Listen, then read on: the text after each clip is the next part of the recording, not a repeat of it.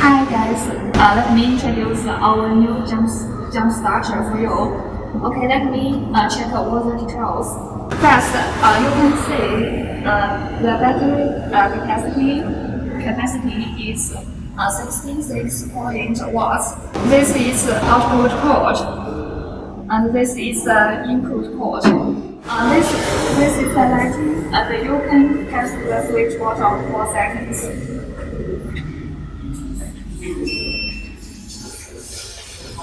This is a light model, and press again. This is a flash model, and press again. This is a SOS model. Press again. It's turned off. This is 2 battery clamps, and the red clamps connect to the positive battery terminal. And this is a black clamp connected to the negative battery terminal. Okay, this is all the details.